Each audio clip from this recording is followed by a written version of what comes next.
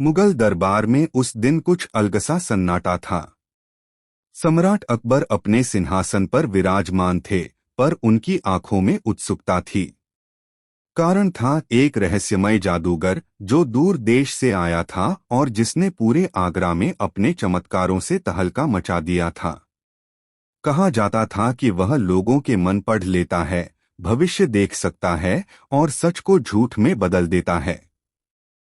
दरबारियों ने फुसफुसाकर कहा, महाराज, यह जादूगर साधारण नहीं, इसके पास कोई गहरा रहस्य है। अकबर ने मुस्कुराकर दरबार के सबसे बुद्धिमान व्यक्ति की ओर देखा, बीरबल। बीरबल, अकबर बोले, इस जादूगर का सच जानना चाहता हूं। क्या यह सच में जादू है या कोई चाल? बीरबल शांत रहे। उन्होंने जादूगर को ध्यान से देखा। उसकी आंखों में आत्मविश्वास था, पर कहीं न कहीं एक छुपा हुआ डर भी। जादूगर ने सभा के बीच आकर घोषणा की, मैं जो देखना चाहूं वह देख सकता हूं, जो जानना चाहूं वह जान सकता हूं। उसने एक सिक्का हवा में उछाला और वह सिक्का गायब हो गया। फिर उसने एक दरबारी का नाम लिया जो उस समय महल में था ही नहीं। दरबार तालियों से गूंज उठा, पर बीरबल ने ताली नहीं बजाई। उन्होंने जादूगर से कहा, अगर तुम सच में सब जानते हो तो यह बताओ, मैं इस समय क्या सोच रहा हूं? जादूगर मुस्कराया, कुछ क्षण आंखें बंद की और बोला, आप मेरे रहस्य को पकड़ने की सोच रहे हैं। दरबार चौंक गया। अकबर भी प्रभावित हुए, पर बीरबल के चेहरे पर हल्की सी मुस्कान आई। अच्छा, बीरबल बोले, तो कल दरबार में आना। मैं तुम्हारे जादू को परखूंगा, एक ऐसी परीक्षा में जहां न हाथों की सफाई चलेगी न नजर का धोखा। अगले दिन पूरा दरबार भरा हुआ था। जादूगर ने फिर कई करतब दिखाए, लेकिन बीरबल हर बार कुछ न कुछ नोट करते रहे। जादूगर की उंगलियों की हलचल, उसकी आंखों की दिशा और दरबारियों की प्रतिक्रियाएं। अंत में बीरबल ने कहा, महाराज, आज रात मुझे जादूगर के साथ अकेले में बात करनी है।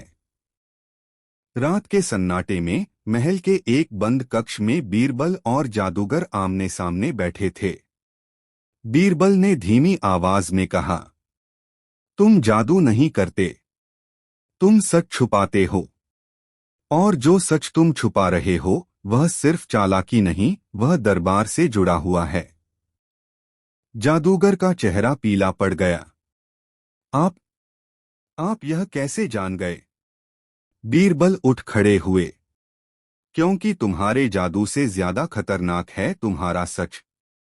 उसी भाग दो, जादू के पीछे का साया। दरवाजा पूरी तरह खुल चुका था।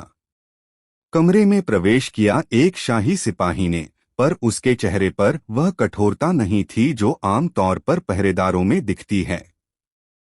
उसकी आंखें जादूगर पर टिक गईं, मानो वह उसे बरसों से जानता हो। जादूगर घबरा गया। बीरबल, अब समय नहीं बचा, उसने कांपती आवाज में कहा। बीरबल ने सिपाही की ओर देखा, फिर जादूगर से बोले, यही है तुम्हारे जादू का असली सहायक? जादूगर ने सिर झुका लिया। हाँ, मेरा हर चमत्कार अकेले का नहीं था। दरबार की हर खबर, हर मन की बात मुझे पहले से पहुंचाई जाती थी। बीरबल की आंखें संकरी हो गईं। तो तुम जादूगर नहीं, एक जाल हो। और इस जाल का मकसद? जादूगर ने भारी सांस ली। मुगल सल्तनत की जड़ें हिलाना। कुछ लोग चाहते हैं कि अकबर को लगे कि हर सच उनके सामने है, जबकि असली सच उनसे छुपा रहे। बीरबल कुछ पल चुप रहे। फिर उन्होंने धीमे स्वर में कहा, और तुम्हें यह काम सौंपा किसने? जादूगर ने उत्तर देने से पहले दरवाजे की ओर देखा, जैसे दीवारों के भी कान हों। एक ऐसा व्यक्ति जो दरबार में हर दिन सिर झुकाकर सलाम करता है। उसी क्षण बाहर से ढोल की धीमी आवाज आई, सुबह का संकेत। बीरबल समझ गए कि समय कम है। तुम कल दरबार में फिर जादू दिखाओगे, बीरबल बोले। लेकिन इस बार जादू नहीं, सच सामने आएगा। अगले दिन दरबार सजा हुआ था। जादूगर ने फिर वही आत्मविश्वास दिखाया। उसने कहा, आज मैं ऐसा रहस्य खोलूंगा जो किसी ने नहीं देखा। दरबारियों की धड़कनें तेज हो गईं। अकबर आगे झुके। बीरबल चुपचाप खड़े थे। जादूगर ने अचानक उंगली उठाई और बोला, महाराज, आपके सबसे करीबी लोगों में से एक आपसे झूठ बोल रहा है। दरबार में सन्नाटा छा गया। नजरें एक दूसरे पर घूमने लगीं। तभी बीरबल ने एक कागज आगे बढ़ाया। महाराज, यह वही सच है, पर अधूरा। अकबर ने कागज देखा और उनका चेहरा बदल गया। लेकिन इससे पहले कि कोई कुछ समझ पाता, जादूगर जमीन पर गिर पड़ा, बेहोश। दरबार में हाहाकार मच गया। क्या जादूगर ने जानबूझकर यह नाटक किया? कागज में ऐसा क्या लिखा था जिसने अकबर को चौंका दिया? और वह कौन सा दरबारी था जो इस साजिश का असली चेहरा है? सच अब और पास है, पर खतरा भी। यह रहस्य खुलेगा भाग 3 में। भाग 3, दरबार के भीतर दरार। दरबार में जादूगर के गिरते ही अफरातफरी मच गई। वैद्य दौड़े, सिपाही चौकन्ने हो गए। अकबर ने कठोर स्वर में कहा, कोई दरबार से बाहर नहीं जाएगा। बीरबल आगे बढ़े और जादूगर की नब्ज देखी। महाराज, यह बेहोशी असली नहीं, यह भी एक चाल है। अकबर की आंखों में क्रोध और चिंता दोनों थे। तो खेल अभी खत्म नहीं हुआ। बीरबल ने धीरे से सिर हिलाया। अभी तो असली खेल शुरू हुआ है। उसी समय जादूगर ने आंखें खोलीं। उसकी आवाज पहले जैसी नहीं थी, डरी हुई, टूटी हुई। अब छुपाने का कोई अर्थ नहीं, उसने कहा। जिसने मुझे यहां भेजा वह आज इसी दरबार में बैठा है। दरबारियों में खुसर पुसर शुरू हो गई। हर कोई अपने पड़ोसी को शक की नजर से देखने लगा। बीरबल ने ऊंची आवाज में कहा, महाराज, साजिश का पहला नियम है डर फैलाना। और यह डर फैलाने वाला वही है जो सबसे शांत दिखाई देता है। अकबर ने चारों ओर नजर घुमाई। बीरबल, साफ कहो, किस पर संदेह है? बीरबल ने जवाब देने से पहले एक सवाल पूछा। महाराज, क्या आपने कभी सोचा है कि जादूगर को दरबार की हर गोपनीय बात कैसे पता चलती थी? तभी एक वरिष्ठ दरबारी का चेहरा पसीने से भीग गया। वह वही था जो वर्षों से अकबर का विश्वासपात्र माना जाता था। उसने कांपती आवाज में कहा, यह झूठ है। यह सब बीरबल की चाल है। बीरबल मुस्कराए। अगर यह झूठ है तो यह मुहर कैसे तुम्हारे पास पहुंची? उन्होंने वही कागज आगे बढ़ाया जिस पर शाही मुहर की नकल नहीं बल्कि असली निशान था। दरबार सन्न रह गया। जादूगर बोला, मैं सिर्फ मोहरा था। असली जादू तो उसने किया, झूठ को सच बनाकर। अकबर खड़े हो गए।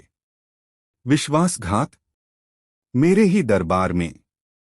लेकिन तभी बीरबल ने हाथ उठाकर कहा, महाराज, अभी फैसला मत कीजिए, क्योंकि जो हमने देखा वह पूरा सच नहीं, सिर्फ उसकी एक परत है।